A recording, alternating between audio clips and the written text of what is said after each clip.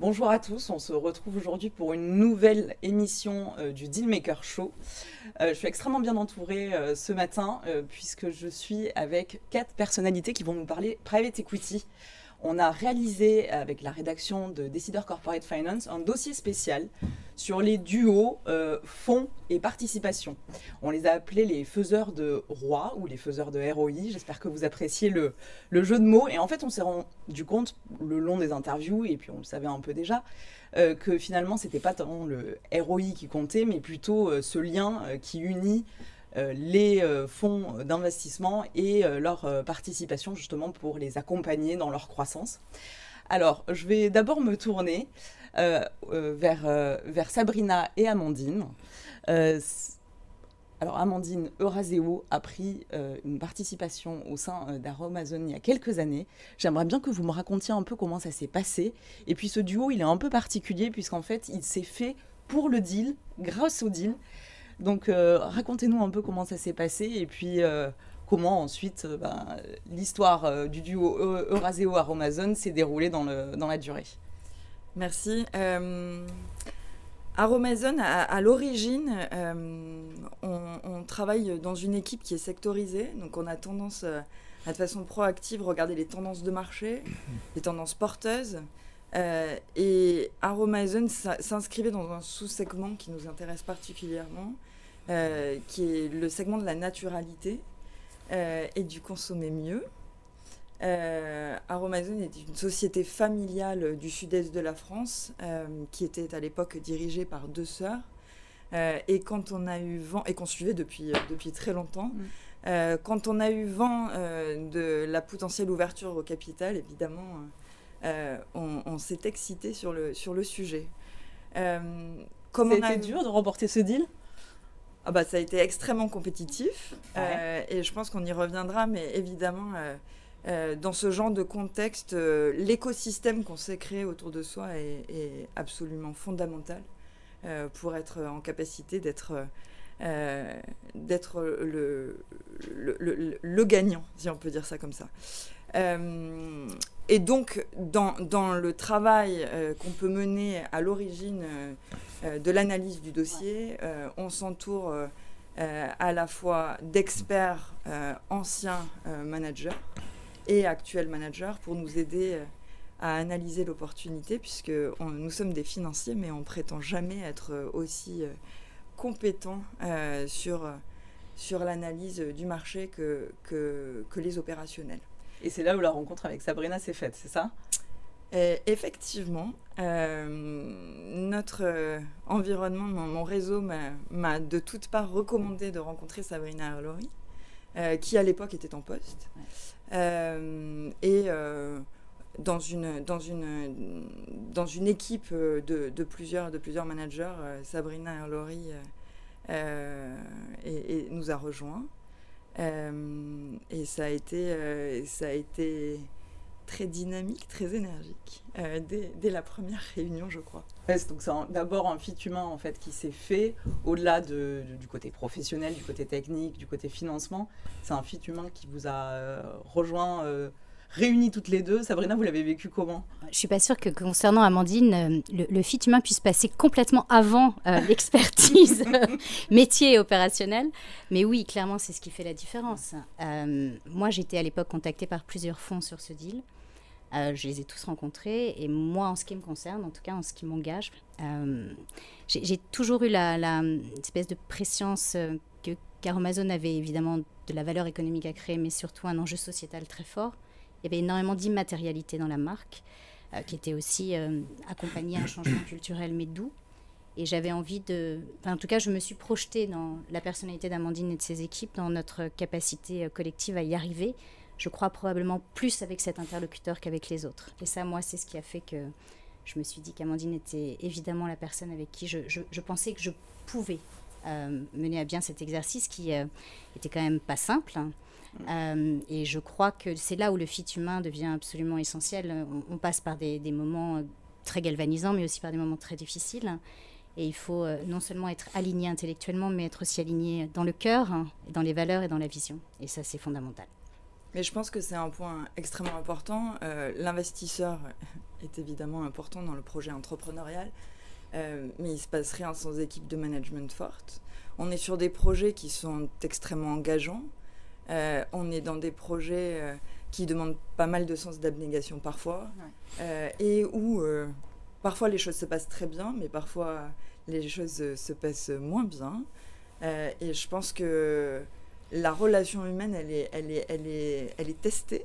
Et je pense que s'assurer dès le départ qu'on est très aligné à la fois sur la vision du projet, sur les valeurs, comme tu le dis très justement, Sabrina, et sur le poids du corps qu'on a envie de mettre dedans, c'est essentiel. Alors, on va revenir sur la success story d'Aromazone et sur votre accompagnement avec Euraseo. Je me tourne vers Olivier Abergel. Vous êtes associé du cabinet LLberg. Tout ce qui vient d'être dit, justement, cette structuration qui a été un peu particulière, un appel à un manager extérieur pour prendre cette participation dans cette nouvelle société, tout ça, c'est quelque chose qu'on voit de plus en plus. Ça se prépare comment? Est-ce que vous l'avez vu récemment dans des dossiers, vous? On le voit assez régulièrement. Effectivement, en théorie, on se dit que c'est une prise de risque assez importante puisqu'il s'agit de quelqu'un qu'on connaît depuis quelques mois et qui ne connaît pas nécessairement la société. Il y a des stigmates assez communs dans ce type de configuration, dans le sens où, effectivement, le temps de gestation, le temps de due diligence stratégique, humaine, psychologique sont assez longues. Et souvent, la gestation d'un deal jusqu'au closing va prendre des fois 8 mois, 9 mois, 1 an. Et on apprend à se connaître. Après, ce que va souvent faire l'investisseur, c'est une forme de due diligence un peu plus stratégique, un peu plus psy, pour essayer d'apprendre à connaître son dirigeant et s'aider de conseils extérieurs pour être sûr que le casting sera bon. Mais on le voit de plus en plus. Et les expériences que je vois, moi, en tant que témoin privilégié des deals, en tant qu'avocat de LBO et de M&A, c'est globalement, principalement des réussites. Alors, je me tourne vers François Paulus. Vous êtes le cofondateur du fonds de VC Brega. Lors de notre interview papier que vous découvrirez dans les prochains jours, vous avez parlé en particulier de votre prise de participation au sein d'Exotech. Alors, justement, vous nous avez raconté que, justement, il y a eu d'abord cette rencontre entre les deux cofondateurs et qui a été vraiment primordiale au deal. Si ça n'avait pas été eux, il n'y aurait pas eu de deal, si. Non, il n'y aurait pas eu de deal. Dans le venture, on dit toujours, enfin moi j'ai démarré ça il y a 10 ans, quand j'ai démarré on m'a dit, tu sais, dans l'immobilier on dit l'emplacement, dans le venture on dit l'équipe. Et puis bon, ça passe dans un coin de votre tête, puis vous dites oui, bon, ok. Et en fait, non, c'est vraiment ça. Donc on a fait toute l'historique, nous, des deals depuis le début de Brega, et objectivement, les deals qui sont allés à la casse, c'est des deals où l'équipe n'était pas au niveau, où ils ne s'entendaient pas entre eux, où ils ne s'entendaient pas avec leurs investisseurs, ou alors à la première difficulté, ils ont pivoté. Et là, quand j'ai rencontré Romain et Renaud, je me suis dit, ah ouais, ils ont quelque chose tous les deux. Donc on va creuser. Alors nous, les due diligence, ça dure moins longtemps, malheureusement, mais du coup, c'est d'autant plus important d'être assez intense et de les rencontrer le plus souvent possible dans ces quelques semaines, mois, où on a l'occasion de faire le choix, en fait. Vous voyez passer beaucoup de dossiers par an. Oui.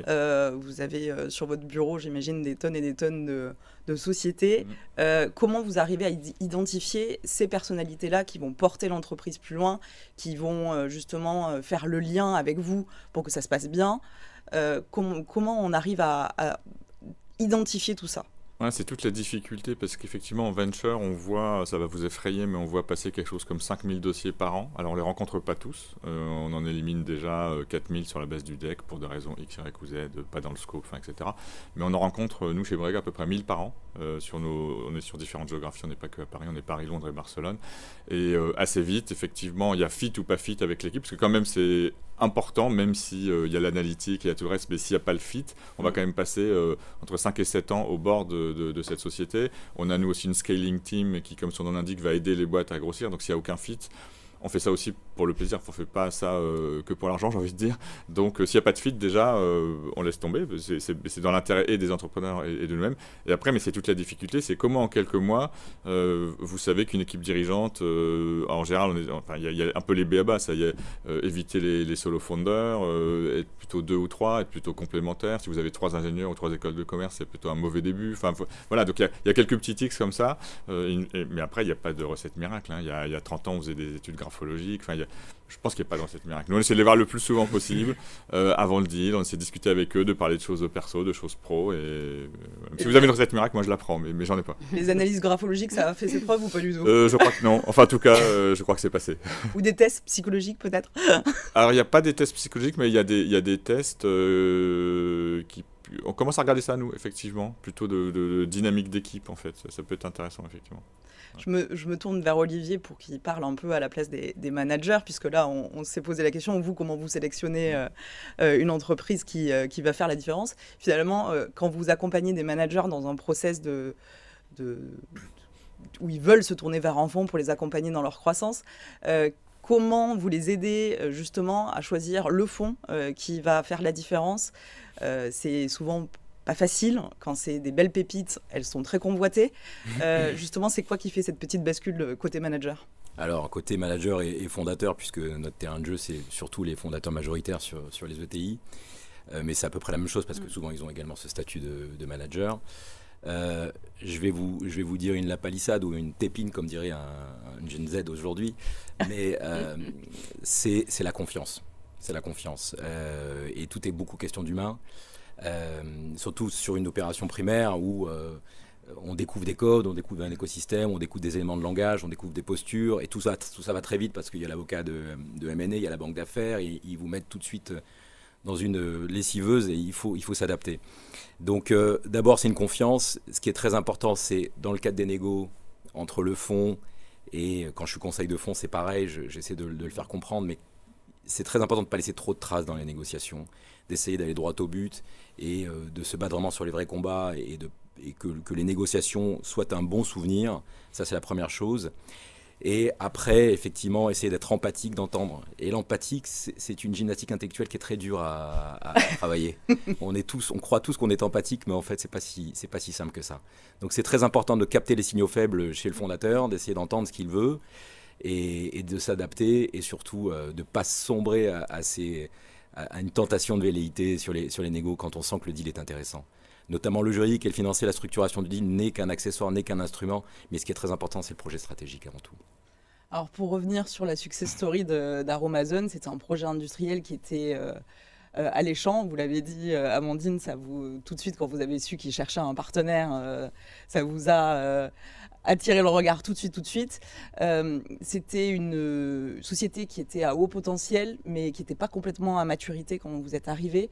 Comment justement vous avez réussi à identifier déjà les possibilités de développement, les marges de progression, et puis comment ça se concrétise aujourd'hui avec Sabrina? Je pense que sur le diagnostic, évidemment, on était entouré de conseils, on était entouré d'experts. Mais le constat en soi, il était très partagé aussi avec les sœurs fondatrices et dirigeantes de la société, puisque la raison pour laquelle elles ont elles-mêmes décidé d'ouvrir le capital de leur société était effectivement d'aller là où elles n'avaient pas plus l'énergie, pas l'envie, ou peut-être même pas les compétences sur certains sujets d'aller. Et donc, je pense que le projet, quand bien même tout est toujours dans la finesse et dans le détail sur la façon dont on exécute, était assez clair dès le départ. Et je pense que la beauté du projet Aromazone, c'est que ce qui était dans nos mains, ce qui a été créé en termes de marque, de positionnement, de différence, de promesses et de valeurs, est fondamentalement différent de ce qui existe aujourd'hui sur le marché, et fondamentalement en ligne avec ce que les consommateurs attendent aujourd'hui. Donc pour nous, l'enjeu, il est à la fois très simple et très compliqué. Il est avant tout un sujet d'exécution, d'excellence opérationnelle, de priorisation. Donc ça commençait évidemment par recruter l'équipe, et donc ça commence par un dirigeant ou une dirigeante, et un bon dirigeant est aussi en capacité d'attirer les bons talents autour de lui, puisque je crois qu'on est dans des aventures humaines, mais les talents attirent les talents. Et là-dessus, sans vouloir jeter de fleurs à Sabrina, mais elle le sait, je pense que une de ses compétences clés, c'est d'avoir su s'entourer de talents assez hors normes. Et en fait, le sens de la société aussi aide, puisqu'on est quand même dans un monde où les managers ont besoin de s'inscrire dans un projet qui leur parle. Donc, on était assez aidés de ce point de vue-là chez Aromazone. Et ensuite, je pense que on était effectivement dans une société qui était assez brute, où il y a encore énormément de choses à faire, mais où la beauté de l'exercice, c'est que je travaille dans une société d'investissement qui s'appelle Euraseo. On est au-delà de la stratégie de private equity, de buyout, on est un très gros groupe aujourd'hui, et on a la chance d'avoir derrière nous une plateforme avec des expertises sur tout un tas de sujets, et notamment, et pas des moindres, des sujets de digitalisation, des sujets de RSE, et on pourra y revenir, mais le sujet devient de plus en plus expert, lui aussi. Vous avez des équipes dédiées? Ouais. On a des équipes dédiées. Et je pense que dans le cadre de notre projet, la phase 1, après le recrutement de l'équipe, c'était le sujet de la bascule vers une nouvelle version de notre site internet, qui était une technologie qui aujourd'hui n'est plus utilisée dans le marché et qui à plein d'égards nous limitait sur le service qu'on pouvait rendre à nos clients, sur l'interaction qu'on pouvait avoir avec nos clients, qui pour nous est assez clé, puisqu'on sert nos clients avant tout et par-dessus tout, et qui nous limitait aussi d'un point de vue sécuritaire, internationalisation, etc. On peut se dire maintenant, avec 10 jours de recul, qu'on a finalisé cette bascule vers notre nouveau site, et que honnêtement, c'est un énorme succès compte tenu de la complexité du projet qui était devant nous, qui a été un projet de 18 mois de construction. Ouais, 18 mois. Ce qui est long et court à la fois, vu l'ampleur du projet. Justement, Sabrina, comment ça s'est déroulé justement pour construire ce nouveau site internet, voir aussi, donc on parlait du site, mais il y a d'autres développements, j'imagine, qui sont prévus dans les prochains mois, les prochaines années pour Aromazone. C'est quoi justement les prochaines ambitions et comment Euraseo s'inscrit là-dedans? On est effectivement assez ambitieux. On veut consolider notre position en France. On est première marque en soins de la peau online. Et on va probablement devenir première marque sur beaucoup plus de catégories que le soin de la peau. On est une entreprise qui effectivement est au démarrage quasi un pure player, qui est en train de devenir omnicanal, ce qui pareil nous permet de conserver un modèle organique très fort, ce qui dans un contexte d'explosion des coûts d'acquisition est assez intéressant. On a été cette année nommé par cette étude des enseignes préférées des Français, enseignes préférées des Français en transition écologique et en impact, ce qui nous honore mais nous oblige énormément. Donc c'est vrai que le pont que faisait Amandine avec l'impact et la RSE est natif chez nous, mais va devenir de plus en plus crucial en termes de structuration. Et puis, on démarre. Alors, on a déjà organiquement pas mal d'international dans notre business de par notre nature e-commerce, puisque on ship aujourd'hui dans plus de 70 géographies. Mais c'est vrai que la prochaine étape pour nous, c'est vraiment l'internationalisation, principalement e-com, mais quand même aussi omnicanal. Et on s'y attelle doucement, avec toutes les transformations que ça nécessite, mais des choses aussi simples, parfois même que la traduction de Pâques. Enfin, on est vraiment dans du b.a.-ba élémentaire, le réglementaire. Et on a aussi quelque chose qui est très intéressant dans notre modèle, qui est assez unique. On est sur une écoute itérative, active des communautés. Et en fait, et je crois que ça, je dois aussi saluer la relation d'ailleurs qu'on entretient beaucoup avec notre actionnaire, qui est de la confiance, mais la confiance réelle, qui est celle qui vous permet d'être audacieux, en fait, de prendre des risques. C'est vrai qu'on s'est beaucoup stretché aussi en termes de pipe d'innovation et de verticales métiers dans lesquels on est apparu, sur lesquels nous étions attendus, mais qui auraient pu nous faire peur parce que ce n'était pas forcément nos métiers historiques. Je pense à la nutrition, typiquement, aux compléments alimentaires, sur lesquels on est en train de et bien finalement de prendre une place assez conséquente, vraiment plébiscitée par la communauté. Et notre actionnaire sur ce projet comme sur d'autres nous a suivis, nous a fait confiance. Et je crois que ça c'est important parce que l'audace nécessite évidemment du courage, hein, évidemment une force de conviction, mais quand même une relation, je crois, assez intime avec voilà, son interlocuteur privilégié, qui est quand même l'actionnaire, à qui on parle régulièrement. Et investisseur, hein, parce qu'on a tendance à l'oublier finalement. Investisseur, tout à fait. Olivier, je me tourne vers vous. Là, on a parlé croissance organique.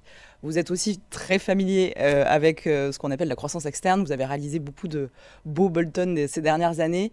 Comment on arrive justement pour le développement de ces sociétés qui sont en croissance plus, on va dire. Comment on arrive à rajouter de la croissance externe sur de la croissance organique? Comment vous accompagnez ça et comment vous pouvez le rendre possible finalement? Pour certaines cibles, c'est même salutaire. Ah ouais. Parce que tout l'enjeu, très souvent pour les sociétés qui sont à la vente, c'est de prouver que la croissance organique survit à côté des croissances construites à la force des build-up. Les belles réussites que j'ai vues ces dernières années, dans cette nouvelle ère, là, année 2010 et suivante, c'est les sociétés qui ont réussi à faire un build-up structurant en début de cycle.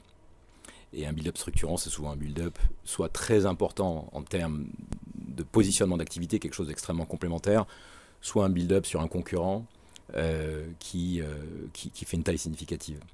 Donc, les quelques sociétés que j'ai vues réussir en début de cycle, le temps d'amortir tout ça, à faire des build-up structurants, ont réussi à créer encore plus de valeur que les autres. Aujourd'hui, ce que l'on voit également, c'est beaucoup de plateformes, notamment dans des domaines comme le médical, etc., où vous avez la plateforme sur des lignes de métier et après vous avez les add-ons. Et effectivement, ils rachètent à tour de bras des cliniques ou je ne sais quoi, à des multiples d'EBITDA bien inférieurs que le prix de la plateforme elle-même, que de la société faîtière, de la holding faîtière. Et aujourd'hui, certains dirigeants s'occupent exclusivement de ça. Donc, effectivement, soit des campagnes intensives, extrêmement processées, sur des small caps, sur des petites acquisitions, mais extrêmement régulières, des fois 3-4 dans le mois, soit effectivement un build-up structurant le plus tôt possible. Parce qu'on ne sait pas de quoi demain est fait. Aujourd'hui, une grosse ETI n'est pas sûre de pouvoir faire un build-up compte tenu de la raréfaction et de la difficulté à mettre en place les dettes. Donc c'est important de l'avoir fait avant, ou en tout cas d'attendre que le mauvais vent passe pour en refaire. Hein, voilà. François, on parlait d'Exotech tout à l'heure. Vous êtes, donc Brega est un fonds de VC. Exotech est une licorne industrielle. Qu'est-ce que ça change d'accompagner un industriel? Et puis, comment on se prépare à passer les étapes avec eux? C'est un peu différent. C'est un peu différent, oui et non. Enfin, nous, chez Brega, on est assez généraliste de la tech. Donc, on va faire parfois de la vraie deep tech, telle Exotech ou Alice et Bob dans l'informatique quantique. Et parfois, on va faire du SaaS B2B comme les autres. Donc, on est assez agnostique. On ne fait pas de medtech ou de biotech, parce que là, pour le coup, c'est des compétences qu'on n'a pas. Donc, non, pour moi, ça change. C'est plutôt un... Il se trouve que, pour la petite histoire, et le papa de Romain et mon papa étaient des entrepreneurs dans l'industrie, tous les deux. Donc, et on l'a appris récemment, donc c'est ça qui est assez drôle. Romain, donc le cofondateur Romain Moulin, le cofondateur d'Exotech, qui est basé à Atlanta maintenant, donc qui n'est pas là aujourd'hui. Et donc, il y avait peut-être quelque chose dans nos gènes qui fait qu'on avait cette rencontre, il s'est vraiment passé quelque chose. Et donc, si, ce que ça change quand même, c'est que quand vous faites visiter l'usine d'Exotech à Croix, dans le nord de la France, tout le monde a les yeux qui brillent parce que c'est du tangible, on voit des robots. On voit les robots qui se construisent, c'est des milliers de mètres carrés, donc ça change surtout ça. C'est que moi, personnellement, j'aurais du mal à faire qu'une verticale, quelle qu'elle soit, et donc c'est aussi un plaisir de faire des trucs différents. Et oui, on a la première double licorne industrielle, je crois que c'est une double licorne industrielle française, qui vaut vraiment ce qu'elle vaut, puisque pour le coup, elle a du vrai chiffre d'affaires. On a fait à peu près, je me projette, ils ont fait 150 millions d'euros de chiffre d'affaires l'an dernier, donc c'est quand même une vraie belle boîte déjà. Et effectivement, Romain est parti à Atlanta parce qu'on a déjà plus d'une quinzaine de clients aux États-Unis. On est sur tous les continents. Enfin, c'est une vraie belle success story à la française. Quand on parle de réindustrialisation, voilà, ça fait plaisir. Alors, je me tourne vers Olivier pour faire conclure cette émission. J'aimerais bien que vous me fassiez un petit point sur comment se porte le marché en ce moment. Ça a été un peu particulier, hein. Ça a été chahuté. Début 2023, on s'est dit mince, est-ce que c'est tout fini? Non, alors on en parlait juste avant l'émission. Non, c'est pas fini. Mais finalement, est-ce que vous pouvez prendre un peu le pouls du marché et nous dire est-ce qu'on peut s'attendre à quelles étapes pour les prochains mois? Bon, déjà, le premier conseil que je vous donnerais, c'est de ne pas demander ça à un avocat. La première chose. Pour rappeler un petit peu, je vais essayer de faire bref, mais effectivement, tous les opérateurs autour de cette table se rappellent qu'en juillet 2022, il y a eu un grand coup de frilosité où tout le monde fermait le guichet, les banques, etc. Bon, évidemment, c'était l'Ukraine et les premiers sujets de crise liés au coût de l'énergie, etc. Donc il y a eu un coup de frilosité et finalement, contre toute attente, le deal flow a continué et les opérations se sont faites. Et beaucoup d'opérateurs, dont nous, mais pas que nous, ont créé de la croissance en 22. On est toujours dans cet environnement extrêmement anxiogène, en tout cas du point de vue du moral des opérateurs. Les dettes sont compliquées à mettre en place, il y a toujours ces sujets géopolitiques, etc. Donc ça, c'est une réalité factuelle. Mais d'un autre côté, et y compris sur les large caps, moi actuellement j'ai un dossier large cap où le fonds est en mesure de fournir une dette et de mettre en place une dette effectivement beaucoup plus chère, peut-être transitoire, mais en tout cas de pouvoir financer des opérations autour du milliard. Donc ça c'est possible. Donc il y a aujourd'hui des fonds de dette privés qui arrivent à suppléer du moins en partie, pas complètement, mais du moins en partie le recul des banques. Si on observe la fin du semestre 2, puisque vous savez, nous on a une saisonnalité qui est assez forte en LBO, M&A, la fin de ce premier semestre est bon, on a un pipe qui est assez important.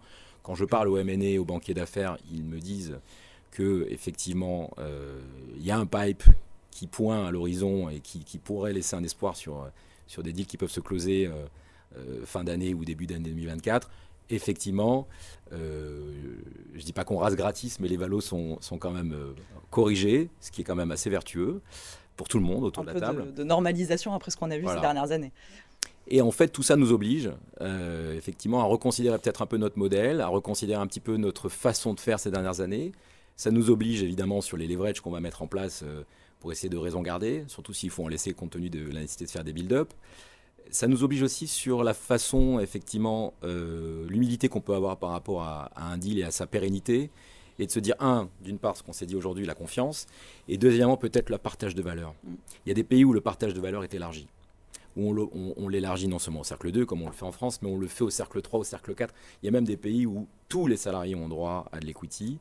Et ça, c'est une vraie question qu'il faut mettre sur la table, c'est de se dire, aujourd'hui, pourquoi ne pas structurer quelque chose où un véritable partage de valeur élargi, très élargi, parce que tout le monde crée de la valeur, surtout sur ces ETI familiales ou ces ETI qui sont sous LBO. Et donc, ce petit coup de froid, là, actuellement, on verra, j'espère pas un grand froid, nous conduit à mener de vraies réflexions à la mise en place de nouveaux instruments qui permettaient effectivement de réfléchir à un partage de valeur beaucoup plus élargi. Alors pour terminer cette émission, vu qu'elle était dédiée aux success stories et les meilleurs duos fonds participation, on a parlé Exotech Brega, on a parlé Aromazone Euraseo. Si vous deviez résumer en un mot tout ce que vous m'avez dit, sur le sel du succès de ces duos, c'est quoi le mot que vous retiendriez? Petit challenge pour la fin de cette émission. Facile. Alors, la confiance. Confiance. Sabrina? J'ai envie de rajouter l'humour quand même. Je ne m'attendais pas à celle-là, c'est très bien. Olivier? Alors, elle m'a piqué confiance, donc je vais dire patience. L'envie. L'envie? Super. Écoutez, merci beaucoup. J'espère que vous aurez l'envie de nous présenter de prochaines success stories. En tout cas, on a hâte de voir la suite. Merci beaucoup à tous les quatre d'avoir été avec nous pour cette nouvelle émission du Dealmaker Show. Et je vous dis à très bientôt.